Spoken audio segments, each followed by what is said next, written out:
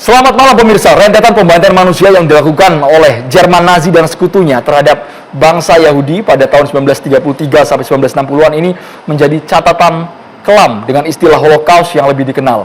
Namun saat ini banyak sekali pembicaraan yang mengarah ke apa sih sebenarnya Holocaust ini? Karena baru-baru ini pada tanggal 27 Januari 2022 didirikan Museum Holocaust, bukan di Eropa, tapi di tanah air, di Indonesia, yang digagas oleh komunitas Yahudi. Ada yang mengatakan ini edukasi, Maria. Ada juga yang mengatakan desakan untuk menghancurkan, menutup Museum Holocaust ini. Ya, kalau mau bertabayun ini memang adalah edukasi, itu pun juga yang dinyatakan oleh pendirinya langsung. Tapi banyak juga yang mempertanyakan apa relevansinya Museum Holocaust didirikan di Indonesia. Apapun juga tujuannya, kita nanti akan bahas hal ini karena ini masih menjadi pro dan juga kontra di tengah masyarakat. Ini kemarin berdiri dan juga diresmikan tadi seperti yang Anda katakan pada tanggal 27 Januari 2022 dan dihadiri langsung, tidak hanya dihadiri oleh Duta Besar Jerman di Indonesia, Wakil Gubernur, Bupati dan juga Wakil Bupati di wilayah setempat juga menghadiri peresmian tersebut, Andro. Kita akan melihat terlebih dahulu, ini merupakan cuplikan. Kita akan seksama memperhatikan bentuk Museum Holocaust dan isinya itu tentang apa? Apakah murni tentang sejarah pembantaian Nazi terhadap Yahudi atau seperti apa? Kita simak berikut ini.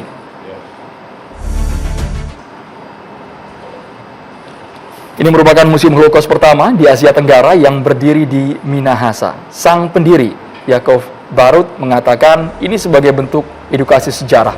Bahkan Yakov juga menjabarkan alasannya mendirikan Museum Holocaust. Ini dihadiri langsung oleh Bupati di Minahasa, kemudian ada juga dari Duta Besar Jerman yang hadir saat itu.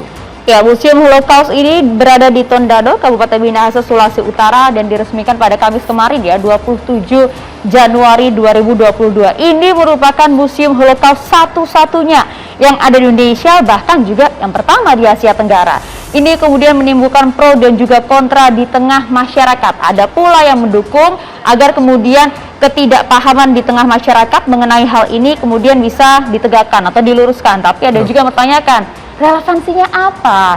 Ini kemudian dibangun di Indonesia. Kalau kita lihat berada di Jerman, mengapa di Indonesia? Itu dia. Banyak yang mempertanyakan mengenai sejarah dan faktor edukasinya. Ini merupakan gambaran di dalam Museum Holocaust. Bisa Anda lihat ada sejumlah tayangan, kemudian ada juga buku, foto-foto ini dipajang di Museum Holocaust. Kabarnya museum ini juga terbuka untuk umum, bukan hanya untuk kalangan tertentu, tapi juga untuk siapapun masyarakat yang ada di Tondano, Minahasa, Sulawesi Utara.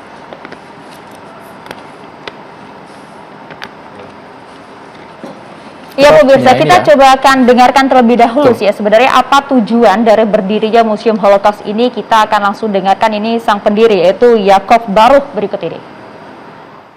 Ini adalah inisiasi saya sendiri karena pertama ingin mengenal keluarga dari nenek saya yang di Partai Ikam Nazi.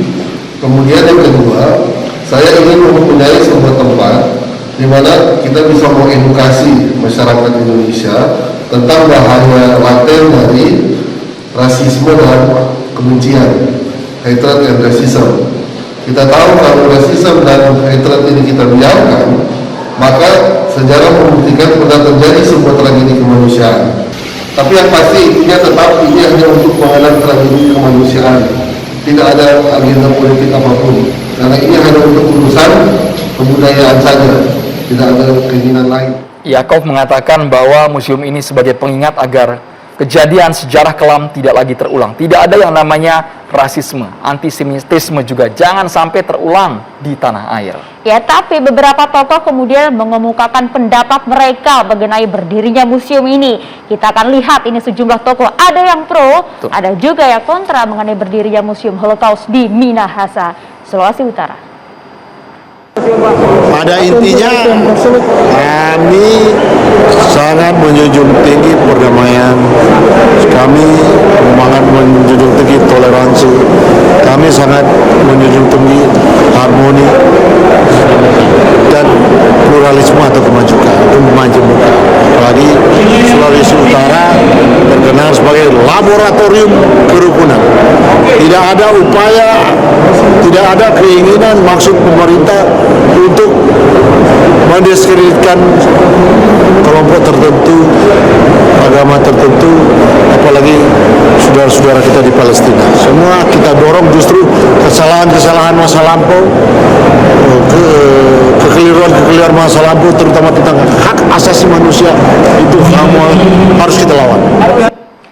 Yaitu tadi pernyataan dari Wakil Gubernur Sulawesi Utara Stephen Kando yang menyatakan bahwa memang di wilayah kita di Laboratorium Kerukunan tidak ada maksud satupun untuk mendiskreditkan wilayah, agama atau hal apapun di Indonesia. Menjunjung tinggi toleransi tadi di Sulawesi Utara. Namun ada berbagai pihak yang memiliki argumen berbeda. Ada yang menyatakan tidak ada relevansi, kemudian meminta museum ini segera ditutup dan mempertanyakan perizinannya. Coba kita simak, ini merupakan rangkuman pendapat dari berbagai pihak. Kita akan lihat, ini merupakan tanggapan dari Majelis Ulama Indonesia yang sebut Museum Holocaust yang berdiri di Minahasa pada tanggal 27 Januari lalu melanggar konstitusi karena mempertanyakan izinnya apa dasarnya pembangunan bangunan tersebut. Ya, kalau itu kan tadi MUI Pusat, tapi berbeda suara ini MUI Sulawesi Utara justru tak mempermasalahkan berdirinya Museum Holocaust di Minahasa karena mereka menganggap ini penting juga untuk edukasi masyarakat agar tidak ada lagi permusuhan antar agama, antar ras, antar suku. Tapi kemudian kalau kita lihat PKS kencang sekali suaranya meminta Museum Holocaust di Minahasa ditutup segera, padahal ini baru saja diresmikan. Perbedaannya cukup mencolok antara Majelis Ulama Indonesia di Sulawesi Utara dan juga dari politisi Partai Keadilan Sejahtera. Semoga perbedaan pendapat ini bisa diklarifikasi, memiliki fakta dan juga pegangan data. Alasannya apa sebenarnya ya?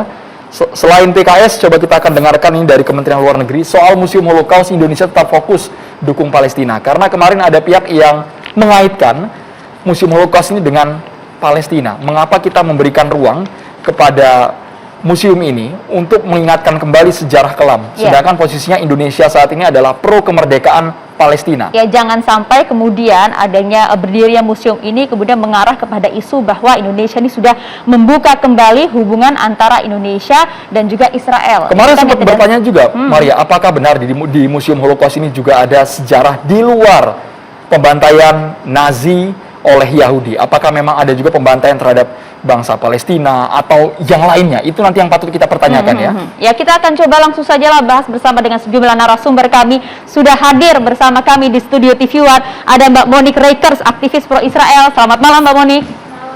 Dan juga ada Pak Ahmad Nurholis, aktivis kebinekaan dan juga perdamaian. Selamat malam. Assalamualaikum Pak Nurholis. Assalamualaikum. Waalaikumsalam. Assalamualaikum, selamat malam Bapak Mahfud Siddiq, Wasekjen Partai Gelora. Sehat Bapak? Kemudian pembina Rekat Indonesia, Babe Haikal Hasan, boleh sekalian kita cek audio Babe Haikal Hasan. Assalamualaikum. Waalaikumsalam warahmatullahi wabarakatuh. Baik, kami juga menghadirkan pendiri Museum Holocaust Indonesia, Bapak Yakov Barut melalui sambungan Zoom langsung dari Tondano, Minahasa, Sulawesi Utara. Selamat malam Bapak Yakov Barut. Kami ingin tahu ini alasan Bapak mendirikan Museum Holocaust di tanah air. Ya, baik. Seperti yang sudah saya utarakan sebelumnya, keluarga saya, oma saya itu, kerabatnya itu banyak yang meninggal di Holocaust, banyak yang meninggal di kamp Auschwitz dan juga di Sobibor. Sehingga kami dari keluarga itu melakukan sesuatu untuk mengenal peristiwa ini, gitu. Dan itu alasan pertama ya. Alasan kedua, mengingat background saya sebagai dosen hukum internasional dan hukum humaniter internasional, saya ingin memiliki pusat studi di mana mahasiswa masyarakat Indonesia bisa mengambil data-data atau pelajaran tentang Holocaust. Kenapa saya ingin mengedukasi?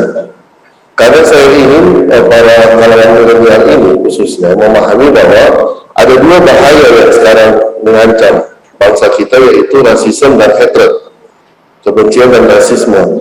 Dan saya mau mereka belajar kalau dua hal ini tidak kita perangi sejak awal,